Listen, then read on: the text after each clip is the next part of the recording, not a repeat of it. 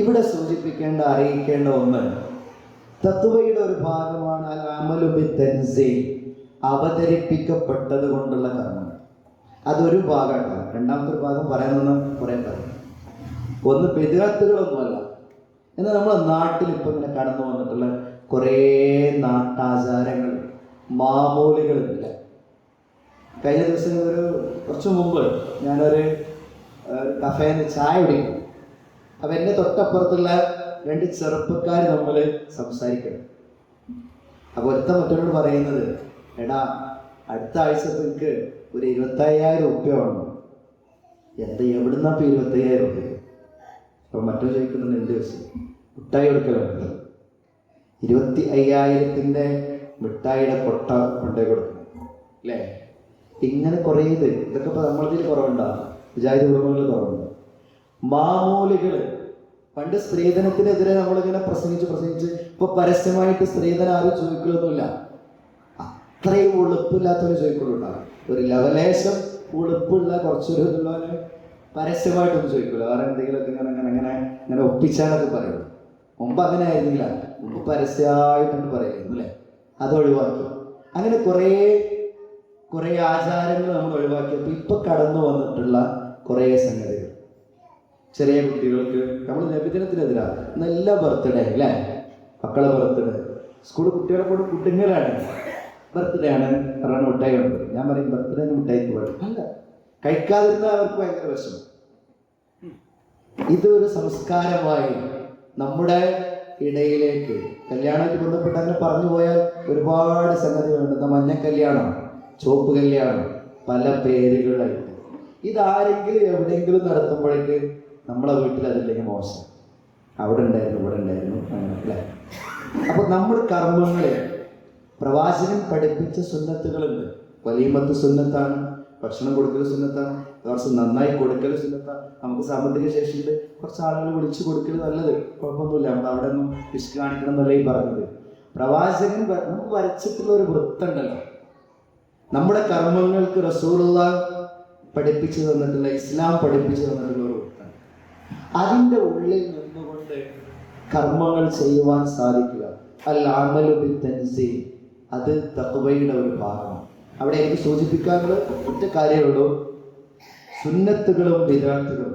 റമദാനിൽ ഒരു ക്ലാസ്സിൻ്റെ വിഷയം അതായത് കുഴപ്പമില്ല, അല്ലെങ്കിൽ ഒന്ന് ഇരുത്തി പഠിപ്പിച്ചു കൊടുക്കുന്ന കുറേ സംഗതികളുണ്ട്. ഒന്ന് മരണ വീട്ടിൽ നടക്കുന്ന കുറേ കാര്യങ്ങൾ, അതേപോലെ തന്നെ ജനനവുമായി ബന്ധപ്പെട്ട്, പ്രവാചക ജന്മദിനമായിട്ട് ബന്ധപ്പെട്ട് ഇങ്ങനെയുള്ള കുറച്ച് കാര്യങ്ങൾ. അത് എന്തുകൊണ്ട് നമ്മൾ ചെയ്യുന്നില്ല? വല്യപ്പ എന്തുകൊണ്ട് ചെയ്യുന്നില്ല? ഉപ്പ എന്തുകൊണ്ട് ചെയ്യുന്നില്ല? ആ ഒരു കൃത്യത, നമ്മുടെ കർമ്മങ്ങൾക്ക് പ്രവാചകന്റെ മാതൃക ഉണ്ടാകണം എന്നുള്ള ആ സൂക്ഷ്മതാബോധം, അത് തഖ്വയുടെ ഭാഗമാണ്. അതുകൊണ്ട് തന്നെ നമ്മുടെ റമദാനിൽ നമ്മൾ നിർവഹിക്കുന്ന കർമ്മങ്ങൾ നല്ല ഖിറാഅത്തുണ്ട്, നല്ല ഓത്താണ്. 21 റക്അത്ത് ഇങ്ങനെ നിന്ന് നിസ്കരിക്കണം വേണ്ട. എത്ര റക്അത്താണ് പ്രവാചകന്റെ ശരീരം അല്ലേ? എന്തുകൊണ്ടാണ് നമ്മുടെ പള്ളിയിൽ 8, 3, 11 റക്അത്ത്? അത് ആയിഷ ബീവി ഉദ്ധരിച്ച പ്രവാചകനിൽ നിന്ന് വന്നുള്ള ഹദീസുണ്ട്, പ്രാമാണികമാണ്. മുസ്ലിം ലോകത്ത് അതിന് അഭിപ്രായ വ്യത്യാസമില്ല. എന്തുകൊണ്ടാണ് സുബഹിക്ക് ഖുനൂത്ത് ഓതാത്തത്? പ്രവാചകനിൽ നിന്ന് മാതൃകയില്ല. ഇങ്ങനെ നാം നിർവഹിക്കുന്ന ഇബാദത്തുകളിൽ, കർമ്മങ്ങളിൽ പ്രവാചകന്റെ നിർദ്ദേശമുള്ള കർമ്മങ്ങൾ അൽ അമലു ബിത്തൻസീൽ. മൂന്നാമതായി തഖ്വയുടെ ഒരു അടയാളമായി സൂചിപ്പിച്ചിട്ടുള്ളത് അൽ ഖനാഅതു ബിൽ ഖലീൽ, ആർത്തിയിൽ നിന്ന് മുക്തമായ ഒരു ജീവിതം. പറയാൻ എളുപ്പം അല്ലേ? നമ്മുടെ ജീവിതത്തെ എന്ന് നയിക്കുന്നത് ഇത്തരത്തിലുള്ള അതിമോഹങ്ങളും ആർത്തികളുമാണ്. നമ്മുടെയൊക്കെ ഒരുപാട് ആളുകൾ കുടുങ്ങിക്കിടക്കുന്ന കുറേ സാമ്പത്തിക തട്ടിപ്പുകൾ, ഓൺലൈൻ തട്ടിപ്പുകളുണ്ട്. പെട്ട് ഒരു രക്ഷയും കിട്ടാതാവുമ്പോൾ വാപ്പ പോലും അറിയുന്നത്, നിവൃത്തിയില്ലാതാവുമ്പോൾ ഓൺലൈൻ തട്ടിപ്പുകൾ. എളുപ്പത്തിൽ പണം കിട്ടാമെന്ന് പറയുന്ന എല്ലാ സംവിധാനവും തട്ടിപ്പാണെന്നുള്ളത് നമ്മൾ ആദ്യം മനസ്സിലാക്കി. അധ്വാനിക്കാതെ പണം കിട്ടാനുള്ള ഒരു ഏർപ്പാടും ഇന്ന് വരെ ലോകത്ത് ഒരു മനുഷ്യനും കണ്ടുപിടിച്ചിട്ടില്ല. നമ്മുടെ മാൻ പവറിനനുസരിച്ച്, അധ്വാനത്തിനനുസരിച്ചാണ്. പിന്നെ അതിനോട് ചേർത്ത് ചിലർക്ക് അള്ളാഹു നൽകിയിട്ടുള്ള ഒരു റിസ്ക് ഉണ്ടാവും, അവസരങ്ങൾ ഉണ്ടാവും. ഒരു ബിസിനസ് തുടങ്ങിയാൽ ചരിത്രത്തിൽ നമുക്കറിയാലോ, അബ്ദുറഹ്മാൻ ഇബ്നു ഔഫ് റളിയല്ലാഹു അൻഹു അദ്ദേഹം പ്രവാചകന്റെ മുമ്പിൽ വന്നുകൊണ്ട് ഒരിക്കൽ പൊട്ടിക്കരയും. ഇതിനെ കരയുന്നത് അദ്ദേഹം എന്ത് തുടങ്ങിയാലും അള്ളാഹു അത് ഇരട്ടിയായി കൊടുക്കണം. മുഹാജിറുകളുടെ കൂട്ടത്തിൽ മദീനയിലേക്ക് ഹിജ്റ പോയ സഹാബിമാരിൽപ്പെട്ട ഒരാളായിരുന്നു അബ്ദുറഹ്മാൻ ഇബ്നു ഔഫ്. ഒന്നും ഉണ്ടായിട്ടില്ല, എല്ലാ സമ്പത്തും മക്കയിൽ ഉപേക്ഷിച്ചിട്ടാണ് മദീനയിലേക്ക് പോകുന്നത്. സഹാബിമാരിങ്ങനെ അൻസാറുകളെ ഏറ്റെടുത്തു. മുഹാജിറുകളെ പലരും പല വീടുകളിലേക്ക് അവരുടെ സംരക്ഷണം, അവരുടെ ഭക്ഷണത്തിന് ചെലവ്, അവർക്ക് ജോലി കൊടുക്കുക, അവർക്ക് സൗകര്യം കൊടുക്കുക. അബ്ദുറഹ്മാൻ ഇബ്നു ഔഫ് ആവശ്യപ്പെട്ടത്, എനിക്ക് ഇവിടുത്തെ മാർക്കറ്റ് ഒന്ന് കാണിച്ചു തന്നാൽ മതി, കാരണം ഒന്നും ചെയ്യണ്ട, മദീനയിലെ മാർക്കറ്റ് എവിടെയാണെന്ന് കാണിച്ചു. അദ്ദേഹം മാർക്കറ്റിൽ പോകുന്നു. കുറച്ച് അദ്ദേഹത്തിന്റെ കയ്യിലുള്ള ചെറിയ നാണയത്തുട്ടുകൾ കൊണ്ട് ഈത്തപ്പഴം വാങ്ങുന്നു, വിൽക്കുന്നു, ചെറിയ ലാഭം കിട്ടുന്നു, വീണ്ടും കച്ചവടം ചെയ്യുന്നു. അങ്ങനെ വളർന്നു വന്ന് അദ്ദേഹം പിന്നീട് പ്രവാസികളുടെ മുമ്പിൽ വന്നുകൊണ്ട് കരയും. എന്ത് തുടങ്ങിയാലും പടച്ചവനിക്ക് വാരിക്കോരി സമ്പന്നത നൽകിക്കൊണ്ട് പരീക്ഷിക്കുകയാണ്. പ്രവാചകന്റെ അടുത്ത് എന്തൊരാവശ്യമായിട്ട് ആളുകൾ വന്നാലും അള്ളാന്റെ റസൂല് ചൂണ്ടിക്കാണിക്കും, ഇന്നാളത്ത് പോയാൽ മതി. ഞാൻ സൂചിപ്പിച്ചത്, ഇങ്ങനെ അള്ളാഹു സമ്പത്ത് കൊണ്ട് അനുഗ്രഹിക്കുന്ന അനുഗ്രഹമായി കിട്ടുന്നുണ്ട്, നമ്മുടെ പരിശ്രമത്തിനനുസരിച്ച് കിട്ടുന്നതുണ്ട്. എന്നാൽ എളുപ്പത്തിൽ പണം നേടുന്നതിന് വേണ്ടിയുള്ള ഒരുപാട് സംരംഭങ്ങൾ, നമ്മളെ പ്രലോഭിപ്പിക്കുന്ന സംരംഭങ്ങൾ. കുറച്ച് മുതിർന്ന എൻ്റെ പ്രിയപ്പെട്ട സഹോദരങ്ങളോട് സൂചിപ്പിക്കാനുള്ളത്, നമ്മുടെ മക്കളോട് ഇടയ്ക്കൊക്കെ ഒന്ന് സംസാരിച്ച് നോക്കണം. അവരാരെങ്കിലും അങ്ങനെയുള്ളതിൻ്റെ പിന്നാലെ പോയി കുടുങ്ങി കിടക്കുന്നുണ്ടോ? പിന്നെ നമുക്ക് രക്ഷപ്പെടുത്താൻ കഴിയാത്ത, നമ്മുടെ സ്വത്ത് മുഴുവൻ വിറ്റാലും നമുക്ക് കടം വീട്ടാൻ കഴിയാത്ത ഒരു ചങ്ങല കണ്ണിയിൽ അവർ കുടുങ്ങി പോകുന്നതിന് മുമ്പ് അവരെ രക്ഷപ്പെടുത്തണം.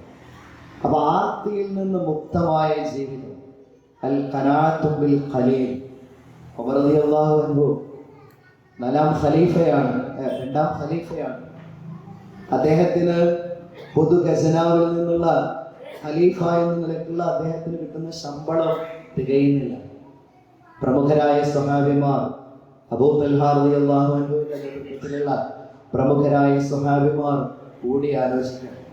എന്താ അവർ കൂടി ആലോചിക്കുന്നത്? ഖലീഫയുടെ ശമ്പളം വർദ്ധിപ്പിച്ചു കൊടുക്കണം. ആ ഖലീഫയുടെ ശമ്പളം വർദ്ധിപ്പിച്ചു കൊടുക്കണമെങ്കിൽ അതിന് അനുമതി നൽകേണ്ടത് ഖലീഫയാണ്. ഖലീഫയുടെ ഓർഡർ വേണം. ആർക്കും പറയാനുള്ള ധൈര്യമില്ല. ഉമർ റളിയല്ലാഹു അൻഹുവിന്റെ ശമ്പളം വർദ്ധിപ്പിക്കാനാണ് പറയുന്നത്. പറയേണ്ടത് അദ്ദേഹത്തോട് തന്നെയാണ്. അദ്ദേഹത്തിന്റെ പ്രകൃതം അറിയാവുന്നത് കൊണ്ട് എങ്ങനെയാണ് അദ്ദേഹം പ്രതികരിക്കുക? കർക്കശക്കാരനായ ഉമർ, എല്ലാവർക്കും അദ്ദേഹത്തിന് പേടിയാണ്. പക്ഷെ അകലെ നിന്നിട്ട് സംസാരിക്കുള്ളൂ. അദ്ദേഹത്തിന്റെ അടുത്ത് ചെന്ന് പറയാൻ ആർക്കും ധൈര്യമില്ല. അവസാനം സഹാബിമാരെ കൂടി ആലോചിച്ച് അവരിങ്ങനെ ഒരു മാർഗം കണ്ടെത്തി. അത് അദ്ദേഹത്തിന്റെ പ്രിയ പുത്രി ഹഫ്സ റളിയല്ലാഹു അൻഹയോട് പറയും, ഉപ്പാനോട് പറയാൻ വേണ്ടിയിട്ട്. ഹഫ്സ റളിയല്ലാഹു അൻഹയോട് ഒരു വിവരം പറഞ്ഞു. ഹഫ്സ റളിയല്ലാഹു അൻഹ തന്റെ പിതാവ് അമീറുൽ മുഅ്മിനീൻ ഉമർ റളിയല്ലാഹുവിന്റെ അടുത്ത് പോയി കണ്ട് വിഷയം അവതരിപ്പിച്ചു. ഇങ്ങനെ ഞങ്ങൾക്ക് ആലോചിക്കുന്നുണ്ട്, നിങ്ങൾക്ക് ഇപ്പോൾ കിട്ടുന്ന പൊതുഖജനാവിൽ നിന്നുള്ള ഖലീഫ എന്ന നിലക്കുള്ള ശമ്പളം കുറവാണല്ലോ, അതൊന്ന് വർദ്ധിപ്പിക്കാൻ സഹാബിമാർ കൂടി ആലോചിക്കുന്നു. എല്ലാം കേട്ടതിന് ശേഷം ഉമർ റളിയല്ലാഹു അൻഹു മകളോട് ചോദിക്കുന്നുണ്ട്, മോളെ ഹഫ്സ, നീ പ്രവാചകന്റെ പത്നിയായിരുന്നല്ലോ, എങ്ങനെയായിരുന്നു റസൂലുള്ളാഹിയുടെ ജീവിതം? പ്രവാചകന്റെ കിടന്നുറങ്ങിയിരുന്ന കിടപ്പുമുറിയിലെ സൗകര്യങ്ങൾ എന്തൊക്കെയായിരുന്നു? ഹഫ്സ റളിയല്ലാഹു അൻഹുവിന്റെ മറുപടി, ഒരു വിരിപ്പ് മാത്രമേ റസൂൽ ഉണ്ടായിരുന്നുള്ളൂ. അത് ചൂട് കാലത്ത് 4 മടക്കി പ്രവാചകൻ അതിൽ കിടന്നു, തണുപ്പ് കാലത്ത് 2 മടക്കി അതിനകത്ത് ചുരുണ്ട് കിടന്നു. റസൂലുള്ളാഹിക്ക് എത്ര വസ്ത്രം ഉണ്ടായിരുന്നു? ഒറ്റ വസ്ത്രം മാത്രം. അത് നുരുമ്പി പോകുന്നത് വരെ പലതവണ തുന്നി പ്രവാചകൻ ചോദിച്ചു. എങ്ങനെയായിരുന്നു റസൂലുള്ളാഹിയുടെ ഭക്ഷണം? സാറിന്റെ മറുപടി കാരക്കയും പച്ചവെള്ളവും, വളരെ അപൂർവമായി ഉണക്ക റൊട്ടിയും. ഇപ്പൊ കേട്ടതിന് ശേഷം ഉമറുല്ലാഹ് പറയുന്ന മറുപടിയുണ്ട്, മോളെ, ജീവിതത്തിന്റെ അത്യാവശ്യങ്ങൾ എന്ത് എന്ന് എൻ്റെ റസൂൽ എന്നെ പഠിപ്പിച്ചിട്ടുണ്ട്. ജീവിതത്തിന്റെ അത്യാവശ്യങ്ങൾ എൻ്റെ റസൂലിൽ നിന്ന് ഞാൻ പഠിച്ചു. ആർത്തിയിൽ നിന്ന് മുക്തമായി ജീവിക്കും. നമുക്ക് അവരെ പോലെ ജീവിക്കാൻ സാധിക്കണമെന്നില്ല. പക്ഷെ നമ്മുടെ ഈ അത്യാർത്തികളാണ് പലപ്പോഴും കൊടുക്കുന്നതിൽ നിന്ന് നമ്മളെ പിടിച്ചു വെക്കുന്നത്. നമ്മുടെ കയ്യിൽ ഇല്ലാത്തത് കൊണ്ടല്ല, ഇല്ലാത്തവർ കൊടുക്കും. ഏത് പിരിവുണ്ടെങ്കിലും ഈ രംഗത്തൊക്കെ പ്രവർത്തിക്കുന്ന ആളുകൾക്കൊക്കെ അറിയാം, വലിയ പായരവും പ്രയാസം പറയാൻ ആരറിയാം? ഉള്ളവർ. ഇല്ലാത്തവൻ കൊടുക്കും. ഞങ്ങൾ രണ്ടത്താണ് ഈ ശാന്തിഭവന്റെ കണക്ഷന് വേണ്ടി ഒരിക്കലും UAE പോയി. അവിടെ പബ്ലിക് ഏരിയയിൽ പിരിക്കാനൊന്നും പാടില്ല. ഇപ്പൊ വളരെ സ്ട്രിക്റ്റ് ആണ്. അതിനൊക്കെ മുമ്പാണ് ഒരു വലിയ ധനാഢ്യനായ ഒരാള്, അയാളുടെ അപ്പോയിന്റ്മെന്റ് കിട്ടുമ്പോൾ തന്നെ കുറെ കാത്തിരിക്കണം. അദ്ദേഹത്തെ കാണാൻ വേണ്ടിയിട്ട് അവിയർ മാർക്കറ്റിലെ വലിയ ഒരു സമ്പന്നനാണ്, ഒരു വലിയ ഒരുപാട് കച്ചവട ശൃംഖലയുള്ള ഒരാളാണ്. അയാളെ കാണാൻ വേണ്ടി പോയി. അദ്ദേഹത്തിന്റെ ക്യാബിന്റെ മുമ്പിൽ ഏതാണ്ട് 2-2.5 മണിക്കൂർ ഞാനും വീട്ടിൽ നിന്നും നമ്മുടെ മുജീബ് റഹ്മാൻ പാലത്തുകളും അദ്ദേഹം ഞങ്ങളെ കൊണ്ടുപോയി കാത്തിരുന്നു. അവസാനം ഒരു 2 മണിക്കൂറിന് ശേഷം അദ്ദേഹത്തിന് വേണ്ടി CCTV ഇങ്ങനെ കാണാൻ ഞങ്ങൾ വരുന്നത് ഇരിക്കുന്നൊക്കെ ഞങ്ങൾ വിചാരിച്ചപ്പോൾ വിളിക്കും. അവസാനം അദ്ദേഹം ഇറങ്ങാൻ സമയത്ത് അവിടെയുള്ള സെക്യൂരിറ്റിയോ മറ്റോ ഓർമ്മപ്പെടുത്തിയോണ്ടായിരിക്കാം ഞങ്ങളൊന്ന് വിളിച്ച് അദ്ദേഹത്തിന് മുമ്പ് പോയി ഞാനിങ്ങനെ ശാന്തിഭവനെ കുറിച്ച് ഇങ്ങനെ ഒന്ന് പറഞ്ഞു തുടങ്ങിയിട്ടുള്ളൂ. ഒരു വേറിട്ട സംരംഭമാണ്. അമ്മ തൊട്ടിലുകളൊക്കെ ഉപേക്ഷിക്കപ്പെടുന്ന ചെറിയ കുട്ടികളെ സംരക്ഷിക്കുന്ന ഒരു കേന്ദ്രം.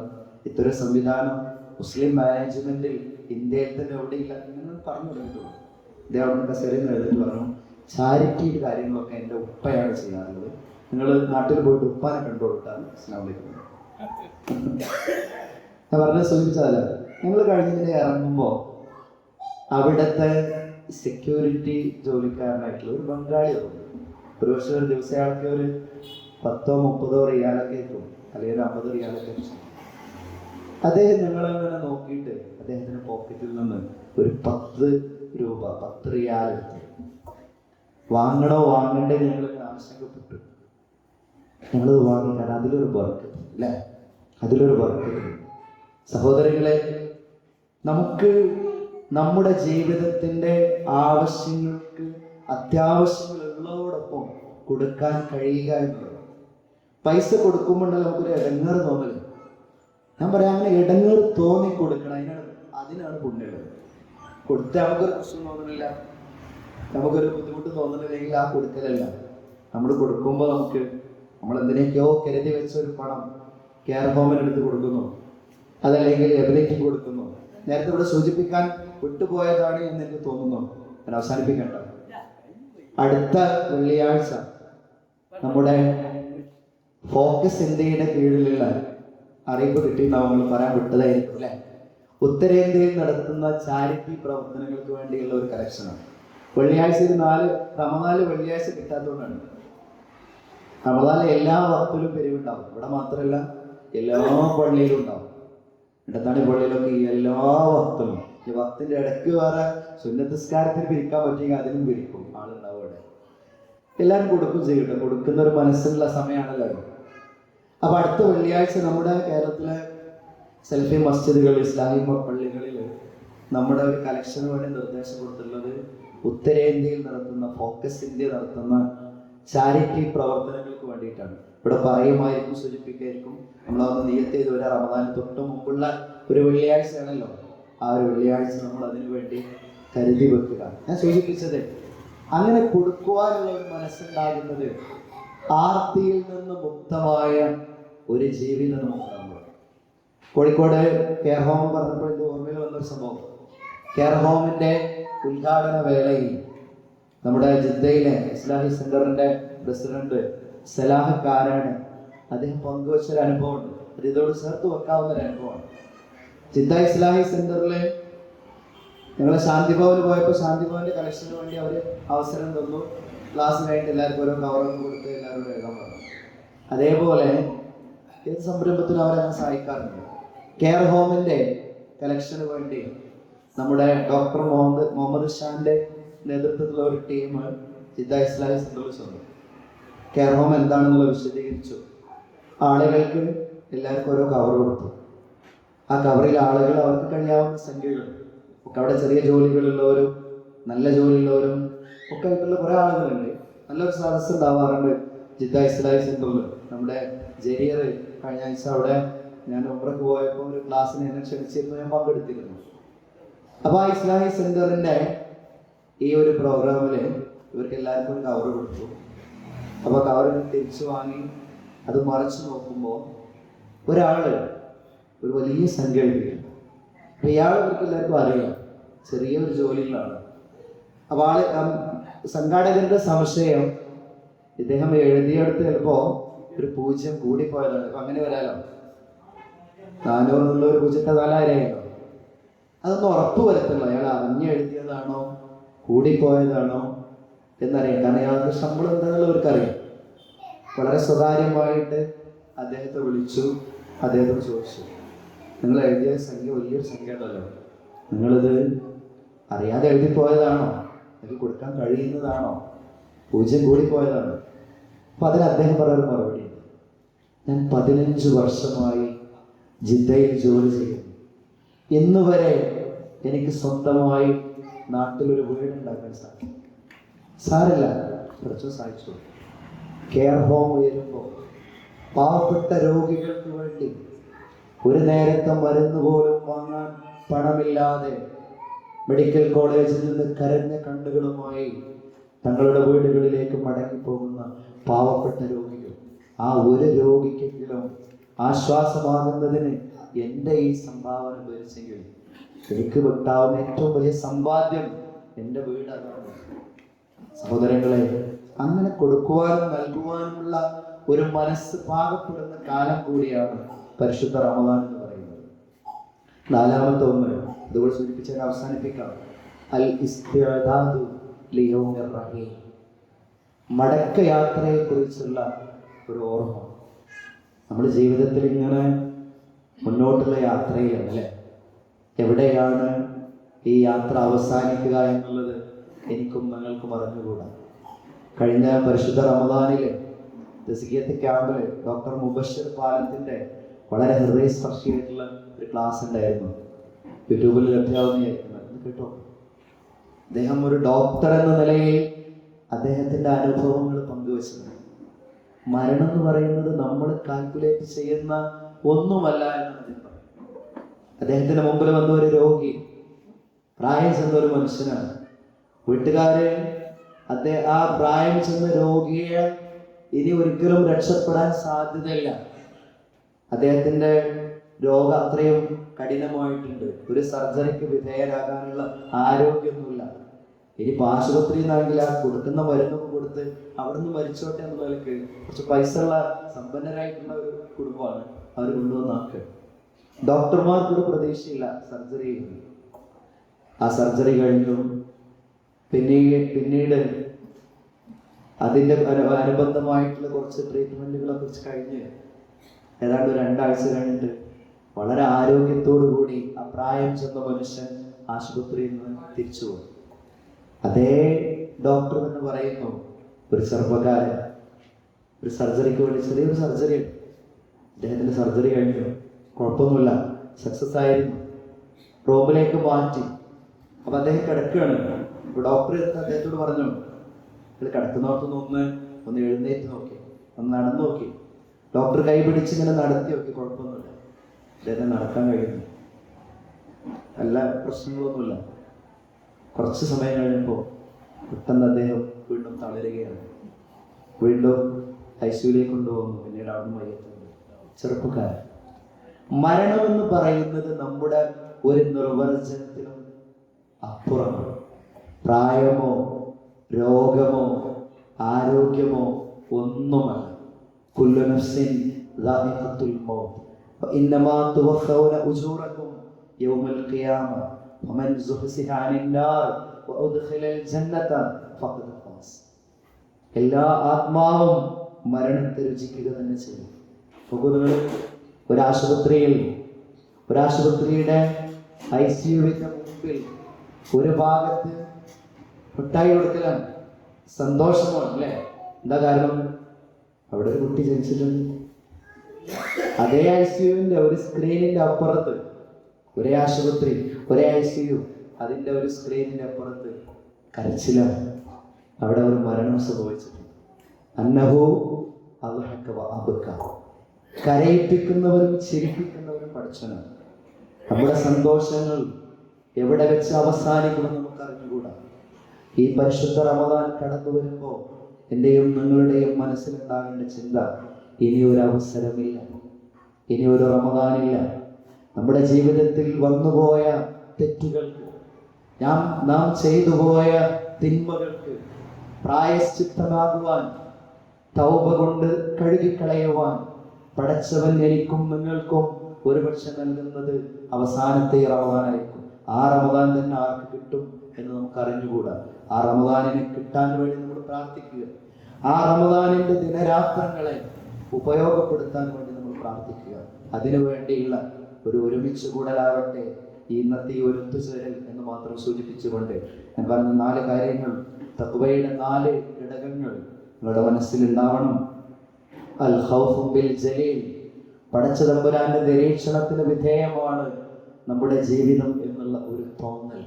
ആ തോന്നല് നമ്മൾ നമ്മുടെ കുടുംബത്തിൽ പകർന്നു കൊടുക്കണം.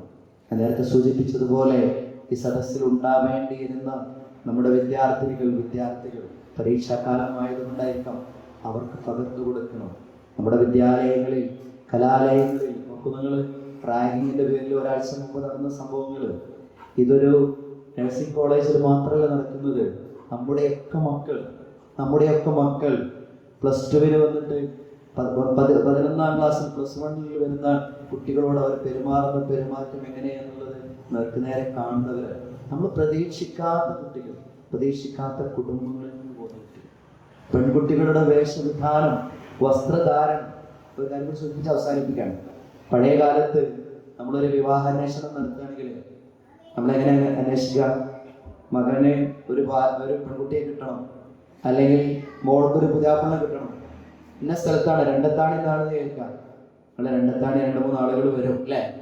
അവിടെയുള്ള മഹല്ലിലെ കാരണവന്മാരായിട്ടുള്ള ആളുകളോട് ചോദിക്കും, ഇന്ന വീട്ടിലെ ഇന്ന കുട്ടീനെ നിങ്ങൾ അറിയോ, ഇന്ന കുടുംബത്തെ അറിയോ? അവരറിയാവുന്ന കാര്യങ്ങൾ പറഞ്ഞു കൊടുക്കും. പിന്നെ ചെല്ലും നമ്മൾ ആ വീട്ടിൻ്റെ തൊട്ടടുത്ത് നമുക്ക് ഏതെങ്കിലും തരത്തിൽ കണക്ഷനൊക്കെ ഉണ്ടെങ്കിൽ ഒരു അയൽപക്കത്ത്, എന്നിട്ട് അയൽവാസിയോട് ചോദിക്കും, നിങ്ങളുടെ അയൽപക്കത്തെ വീടാണല്ലോ, സുഹൈസാബറിന്റെ മകള്, സുഹൈസാബറിന്റെ മോനെ എങ്ങനെയുണ്ട്, എന്താണ് സ്വഭാവം ചോദിച്ചറിയില്ല. ഇന്ന് ആ ചോദ്യമൊന്നും ആവശ്യമില്ല. ഇന്ന് എന്ത് മതി? കുട്ടിയുടെ ഇൻസ്റ്റാഗ്രാം അക്കൗണ്ട് മതി, ഇൻസ്റ്റാ അക്കൗണ്ട് മതി, സോഷ്യൽ മീഡിയ അക്കൗണ്ട് മതി. നമ്മുടെ കുട്ടി ആരാണ് എന്നുള്ളതിൻ്റെ നേർചിത്രമാണ്. വേറെ ആരോടും ചോദിക്കണ്ട, കമ്മിറ്റി പോയി ചോദിക്കണ്ട. അതുകൊണ്ട് അങ്ങനെയുള്ള ഒരു കാലത്ത്, ഞാൻ വെറുതെ പറയുന്നതല്ല, അതിൻ്റെ പേരിൽ നല്ല സുധാകരൻ, നല്ല ഇസ്ലാമിക് കുടുംബം, അത്യാവശ്യം സാമ്പത്തികമായിട്ടും എല്ലാം നടക്കും. പക്ഷെ അന്വേഷിച്ച് വരുമ്പോൾ ഇത്തരത്തിലുള്ള കാര്യങ്ങൾ കാണുമ്പോൾ വേണ്ട എന്ന് പറയുന്ന, മാറ്റിവെക്കപ്പെടുന്ന വിവാഹാന്വേഷണങ്ങളുടെ കാലത്ത് ഒരു സൂക്ഷ്മത, അത് സോഷ്യൽ മീഡിയയിൽ മാത്രം ആവണം എന്നല്ല ഞാൻ സൂചിപ്പിക്കുന്നത്. ഈ ഒരു സൂക്ഷ്മതാ ബോധം തഖ്വയുടെ ഒരു എക്സ്റ്റൻഷനായിട്ട് നമ്മുടെ സംസ്കാരത്തിലും പെരുമാറ്റത്തിലുമൊക്കെ അത് വളർത്തിക്കൊണ്ടുവരാൻ സാധിക്കണം. മക്കന എന്ന് പറയുന്നത്, ഇസ്ലാമിക വേഷം എന്ന് പറയുന്നത്, അതൊരു പെൺകുട്ടിയുടെ ആത്മാഭിമാനമായി നമ്മുടെ മക്കൾക്ക് തോന്നണം. ബോംബെയിലെ ഒരു കോളേജിൽ ഈ ബോളിവുഡിലെ ഒരു സെലിബ്രിറ്റിയാണല്ലോ ഷാരൂഖ് ഖാൻ കടന്നു വരുന്ന ഒരു ദൃശ്യം, ഒരു വീഡിയോ ദൃശ്യം ഞാൻ കണ്ടിട്ടുണ്ട്. അതില് ഒരു കോളേജിലേക്ക് അദ്ദേഹം കയറി ചെല്ലുക. ഷാരൂഖ് ഖാൻ സിനിമ നടനാണ്, ഒരുപാട് ആരാധികമാരൊക്കെയാണ്. അവിടെയുള്ള പെൺകുട്ടികൾ മുഴുവൻ ഇദ്ദേഹത്തിന്റെ അടുത്തേക്ക് ഇങ്ങനെ ഒപ്പ് കിട്ടാനോ അടുത്ത് ഫോട്ടോ എടുക്കാനോ സെൽഫിക്കോ വേണ്ടിയിട്ട് ആർത്തലച്ചിങ്ങനെ ഒഴുകി വരും. ഒരു പെൺകുട്ടി, മുഖമക്കര ധരിച്ചിട്ടുള്ള ഒരു പെൺകുട്ടി ആ ആൾക്കൂട്ടത്തിലൊന്നും ഓടി നിൽക്കാതെ കുറച്ചപ്പുറത്ത് മാറി നിൽക്കുന്നുണ്ട്. ഷാരൂഖ് ഖാന് ഈ ഉത്തരേന്ത്യയിലുള്ള ഒരു അഭിവാദ്യ ശൈലി ഉണ്ടല്ലോ, കുമ്പിട്ടാണ് 7 തവണയാണ് ആ കുട്ടിയെ നോക്കിയിട്ട് ഇങ്ങനെ അഭിവാദ്യിച്ചത്. ഞാൻ അദ്ദേഹത്തെ സിനിമ നടന്നിട്ടുള്ള വിലയിരുത്തുന്നതല്ല, പക്ഷെ ആ വേഷത്തോടെ നമ്മുടെ കുട്ടികൾക്ക് പഠിപ്പിച്ചു കൊടുക്കുന്ന ഒന്നാണ്. ഇസ്ലാമിക വേഷം എന്ന് പറയുന്നത് അതൊരു പ്രയോഗം, അതൊരു അഭിമാനമാണ്, അതൊരാത്മാഭിമാനമാണ്. ഇസ്ലാം എന്ന് പറയുന്നത് ഒരാത്മാഭിമാനമാണ്. ലോകത്താരുടെ മുമ്പിലും നമുക്ക് തല ഉയർത്തി പറയാവുന്ന ഒരു ജീവിത വീക്ഷണമാണ് ഇസ്ലാം, ഒരാദർശ സംഹിതയാണ് ഇസ്ലാം. കണ്ടില്ലേ, ഫലസ്തീൻ ലോകം ചുട്ട് ചാമ്പലാക്കി എന്ന് കരുതിയെടുത്ത് ആ ബന്ദികളെ മോചിപ്പിച്ച ദൃശ്യം, ഞാൻ അതിന്റെ പൊളിറ്റിക്സിലേക്കൊന്നും പോകുന്നില്ല. അത് ഇസ്ലാം പകർന്നു കൊടുക്കുന്ന ഒരു ആത്മാഭിമാനം, ലാ ഇലാഹ ഇല്ലല്ലാഹ് പകർന്നു കൊടുക്കുന്ന ഒരു ആത്മാഭിമാനം. അത് നമ്മുടെ മക്കൾക്ക് പകർന്നു കൊടുക്കാൻ സാധിക്കണം. അത്തരത്തിൽ നമ്മുടെ കുടുംബങ്ങളെ ഇസ്ലാമികവൽക്കരിക്കുവാൻ കൂടി ഇത്തരത്തിലുള്ള കൂട്ടായ്മകൾ പ്രയോജനകരമാകട്ടെ എന്ന് സൂചിപ്പിച്ചുകൊണ്ട് ഈ പ്രദേശത്ത് നടക്കുന്ന, ഈ മഹല്ലിന് കീഴിൽ നടക്കുന്ന ഒരുപാട് നല്ല പ്രവർത്തനങ്ങൾ, അതിന് നേതൃത്വം നൽകുന്ന നല്ല കുറേ നമ്മുടെ സംഘാടകർ, പ്രവർത്തകർ, അവർക്ക് വേണ്ടത് കുറച്ചുകൂടി ആളുകളുടെ പിൻബലമാണ്. എല്ലാവരും ഇതിൻ്റെ പ്രവർത്തകരാകുക. നമ്മളാൽ കഴിയുന്ന വിധം ഈ മഹല്ല് നിർവഹിക്കുന്ന, ഇവിടുത്തെ പ്രസ്ഥാനം നിർവഹിക്കുന്ന എല്ലാ പ്രവർത്തനങ്ങളിലും നമ്മുടെ ഒരു കയ്യൊപ്പുണ്ടാവുക. നമ്മളെപ്പോഴെങ്കിലും ഒരു ക്ലാസ് ഉണ്ടാകുമ്പോൾ കേൾക്കുന്നവർ മാത്രമാകാതെ സംഘാടകരാകുക, അതിൽ മുന്നിൽ നിൽക്കേണ്ടിടത്ത് മുന്നിൽ നിൽക്കാൻ നമുക്ക് സാധിക്കുക. അങ്ങനെ ഈ ഒരു സന്തോഷത്തിൻ്റെ ഒരു കൂട്ടായ്മയായി, ഒരു പ്രാസ്ഥാനിക കൂട്ടായ്മയായി, ആദർശ ബന്ധത്തിൻ്റെ കണ്ണി ചേർത്ത കുടുംബങ്ങളുടെ ഒരു സംഗമമായി നമ്മുടെ ഈ പ്രദേശത്ത് ഇത്തരം കൂടിച്ചേരലുകൾ മാറുമാറാകട്ടെ. പഠിച്ച തമ്പുരാൻ ഈ പറഞ്ഞതും കേട്ടതും നമ്മളിൽ നിന്ന് സ്വീകരിക്കുമാറാകട്ടെ. അറിവില്ലായ്മ കൊണ്ട് നമ്മളിൽ വന്നു പോയിട്ടുള്ള തെറ്റുകുറ്റങ്ങൾ പഠിച്ച തമ്പുരാൻ പുറത്ത് മാപ്പ് നൽകുമാറാകട്ടെ. ഈ കടന്നു വരുന്ന പരിശുദ്ധ റമദാനിൽ ജീവിക്കുവാനുള്ള മഹാഭാഗ്യം പഠിച്ച തമ്പുരാൻ നമുക്കേവർക്കും പ്രദാനം ചെയ്യുവാനാകട്ടെ. ആ റമദാനിൻ്റെ പകലുകൾ നമ്മുടെ നോമ്പുകൾ കൊണ്ട് ധന്യമാക്കുവാൻ, നോമ്പുകളിൽ നിന്നുള്ള കുറ്റമറ്റ നോമ്പ് കൊണ്ട് ആ പകലുകൾ ധന്യമാക്കുവാനുള്ള തൗഫീഖ് പഠിച്ച തമ്പുരാൻ നമുക്കേവർക്കും പ്രദാനം ചെയ്യുമാറാകട്ടെ. പരിശുദ്ധ റമദാനിൻ്റെ രാത്രി നമസ്കാരം കൊണ്ട്, ഇബാദത്തുകൾ കൊണ്ട് ധന്യമാക്കുവാനുള്ള തൗഫീഖ് പഠിച്ച തമ്പുരാൻ നമുക്കേവർക്കും പ്രദാനം ചെയ്യുമാറാകട്ടെ. നമ്മുടെ കൂട്ടത്തിൽ പ്രയാസം അനുഭവിക്കുന്ന ഒരുപാട് ആളുകളുണ്ട്, രോഗം കൊണ്ട് കഷ്ടപ്പെടുന്ന ആളുകളുണ്ട്. എൻ്റെ ജ്യേഷ്ഠൻ്റെ മരുമകൻ, ഒരു പക്ഷേ നിങ്ങൾക്കറിയുമെന്നറിയില്ല, നസ്രുല്ല എന്നറിയും, ഏറ്റവും ജാസ്തി ജോലി ചെയ്യുന്നു. അദ്ദേഹത്തിൻ്റെ മരുമകൻ ഒരു ബ്ലഡ് ക്യാൻസറിന് വിധേയനായി ഒരു സർജറി കഴിഞ്ഞ് അമൃത ഹോസ്പിറ്റലിലാണ്. ഇതുപോലെ ഒരുപാട് ആളുകൾ, നമ്മുടെ ഷാനവാസ് പേരാമ്പർ ഉൾപ്പെടെയുള്ള നമുക്കറിയുന്നതും അറിയാത്തവരുമായിട്ടുള്ള ഒരുപാട് ആളുകൾ നമ്മുടെ ഓരോരുത്തരുടെയും കുടുംബങ്ങളിൽ നമ്മുടെ പ്രിയപ്പെട്ടവർക്ക് അള്ളാഹു അവരുടെ എല്ലാ തരത്തിലുമുള്ള അസുഖങ്ങളെയും പൂർണ്ണമായി ശിഫ നൽകി ആരോഗ്യത്തോടു കൂടി ദീർഘായുസ്സോടു കൂടി നമ്മുടെ കൂടെ ഇനിയും ജീവിക്കുവാനും പ്രവർത്തിക്കുവാനുമുള്ള തൗഫീഖ് പ്രദാനം ചെയ്യുവാനാകട്ടെ. നമ്മുടെ കൂട്ടത്തിൽ സാമ്പത്തികമായ പ്രയാസം അനുഭവിക്കുന്ന ഒരുപാട് ആളുകളുണ്ട്. കടബാധ്യതകളിൽ പ്രയാസപ്പെട്ട് വളരെ സങ്കടത്തോടു കൂടി ദിവസങ്ങൾ തള്ളി നിൽക്കുന്ന ആളുകളുണ്ട്. അല്ലാഹുവേ, അങ്ങനെ പ്രയാസപ്പെടുന്ന ആളുകൾക്ക് അവരുടെ കടബാധ്യതയിൽ നിന്ന് നീ ആശ്വാസം നൽകി അനുഗ്രഹിക്കണമേ. ഞങ്ങളിൽ നിന്ന് മരണപ്പെട്ടു പോയ ഞങ്ങളുടെ പ്രിയപ്പെട്ട നേതാക്കന്മാർ, ഏറ്റവും ഒടുവിൽ നമ്മോട് വിട പറഞ്ഞ എം മുഹമ്മദ് മദനി അടക്കമുള്ള ഇസ്ലാഹി കേരളത്തിന് മറക്കാൻ കഴിയാത്ത മഹാരഥന്മാരായ പണ്ഡിതന്മാർ, നേതാക്കൾ, സഹപ്രവർത്തകർ, നമ്മുടെ പ്രിയപ്പെട്ടവർ, അള്ളാഹുവെ അവർക്കേവർക്കും നീ സ്വർഗം നൽകി അനുഗ്രഹിക്കണമേ. അവരെയും ഞങ്ങളെയും നിന്റെ ജന്നാത്തുൽ ഫിർദൗസിൽ നീ ഒരുമിച്ച് ചേർക്കണേ നാഥ. റബ്ബനാ ആതിനാ ഫിദ്ദുനിയാ ഹസനതൻ വഫിൽ ആഖിറതി ഹസനതൻ വഖിനാ അദാബന്നാർ. اللهم أجرنا من النار، اللهم أجرنا من النار، اللهم أجرنا من النار. ربنا تقبل منا دعاءنا إنك أنت السميع العليم وتب علينا إنك أنت التواب الرحيم. آمين برحمتك يا أرحم الراحمين. السلام عليكم.